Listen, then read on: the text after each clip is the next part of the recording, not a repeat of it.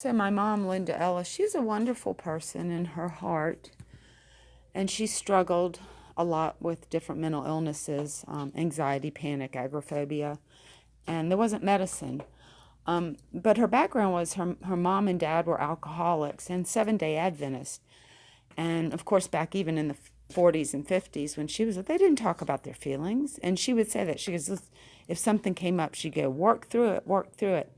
So I love my mom, and she did things like craft, basket weaving, knitting, cooking.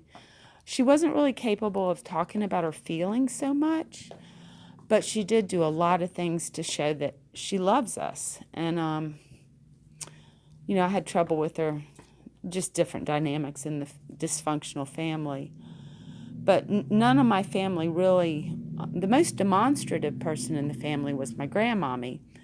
And she was demonstrative of her feelings, and she certainly knew when she got angry and when she was happy. But the nuances of the feelings were never really discussed. And if it was drugs, they'd be like, yeah, that's bad, don't do it.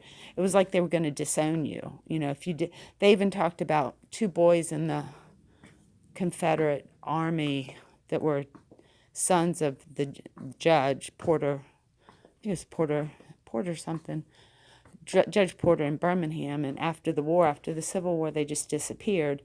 And it alluded to the fact that if you did drugs, the family was just going to disown you. And they disowned me when I got pregnant and I was single, and they didn't talk to me for 6 months, even though my mom gave me support.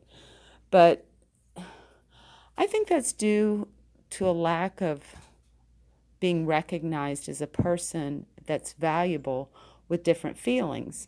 And sometimes if you have feelings, you have to own them. And sometimes people hide them, and that can become a problem.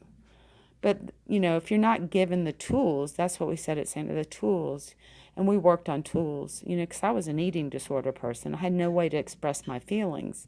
And then I found art and therapy and expression. And my family is very, very tightly controlled, and they have trouble with that. And they also might have trouble with my work in project housing, where a lot of segregated people are.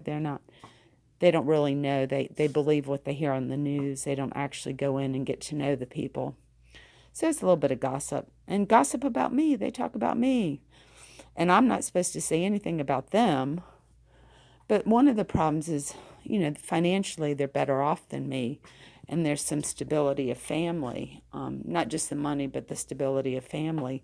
And when they refuse to have a relationship with me, or even try, or go to NAMI if they need, just absolutely cut me out, well, that's kind of a death sentence if you're not included in your family. And I just think they have real issues with expressing themselves.